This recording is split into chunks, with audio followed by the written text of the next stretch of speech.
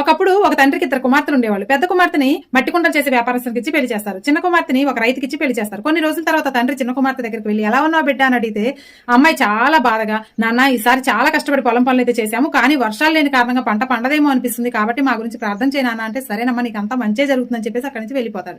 తర్వాత పెద్ద కుమార్తె దగ్గరికి వెళ్తాడు. ఎలా ఉన్నావు బిడ్డ అంటే అమ్మాయి చాలా ఆనందంగా, నాన్న ఈసారి చాలా రకాలైనటువంటి మట్టి కుండలు అయితే తయారు చేశాము, కానీ వర్షాలు పడితే అవన్నీ తడిచిపోయి నష్టపోతాము, కాబట్టి వర్షాలు పడకూడదని ప్రార్థన చేయనా అంటే తండ్రి చాలా ఆశ్చర్యపోతారు. ఒక బిడ్డ వర్షాలు పడాలని ప్రార్థన చేయమంటుంది, ఇంకో బిడ్డ వర్షాలు పడకూడదని వేడుకోమంటుంది. ఏం చేయాలి అర్థం కాక కొంచెం సేపు ఆలోచించిన తర్వాత చిన్న కుమార్తె దగ్గరికి వెళ్లి అమ్మ నీ వర్షాలు పడి పంటలు బాగా పండితే అందులో సగ లాభాన్ని అక్కకి ఇచ్చేసాయని చెప్తాడు.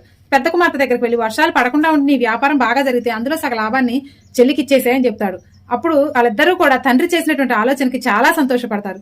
కాబట్టి మీకు ఇందులో తెలుసుకోవాల్సిన విషయం ఏంటంటే, మనకి మేలు జరిగితే అంటే ఒకరికి మేలు జరిగినప్పుడు ఇంకొకరికి సహాయం చేయడం ద్వారా ఎటువంటి సమస్యలనైనా ఎంత కష్టాలనైనా కానీ అధిగమించగలుగుతాం. అర్థమైందా? నచ్చితే ఒక లైక్ చేయండి.